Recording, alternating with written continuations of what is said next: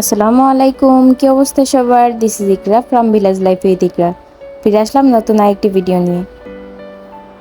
বাংলাদেশ একটি কৃষি প্রধান দেশ। এদেশের প্রায় ৮০ ভাগ মানুষই কৃষিকাজের সঙ্গে যুক্ত।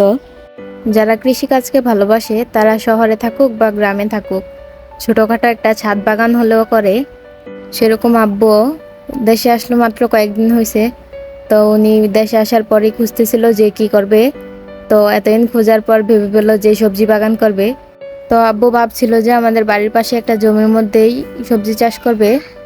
তো জমির মধ্যে প্রথমে লাগিয়েছে বরবটি গাছ, তারপর এখন লাগাচ্ছে লাউ গাছ। লাউ গাছ লাগানোর পর সাইড থেকে বাকি যে অংশটা থাকবে সেই অংশের মধ্যে শাক চাষ করা হবে।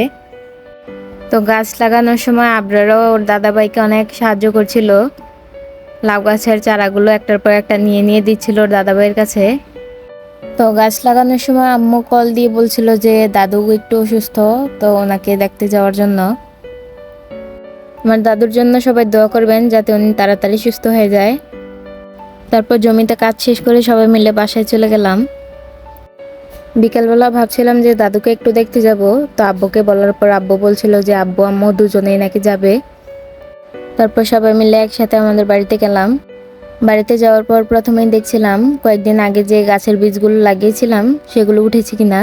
বাগান বিলাস ফুলের মতো যে ফুলের বীজগুলো লাগিয়েছিলাম সেগুলো মোটামুটি সবগুলো চারাই উঠেছে। আর সূর্যমুখী ফুলের চারা থেকে 2টা গাছ আছে, একটা গাছ তুলে ফেলছে। তো গাছগুলো দেখা শেষ করে তারপর দাদুর সাথে গিয়ে দেখা করলাম। দেখা করার পর চলে গেলাম ছাদে। ছাদে কিছুক্ষণ থাকার পর সন্ধ্যা হওয়ার একটু আগে আবার বাপের বাড়ি থেকে শ্বশুর বাড়িতে চলে আসলাম। তো শ্বশুর বাড়িতে যেতে যেতে আপনাদের কাছ থেকে বিদায় নিয়ে নিচ্ছি। ফিরে আসবো নতুন কোনো ভিডিও নিয়ে। ততক্ষণ পর্যন্ত ভালো থাকবেন, সুস্থ থাকবেন আর আমার জন্য দোয়া করবেন। Thank you so much for watching.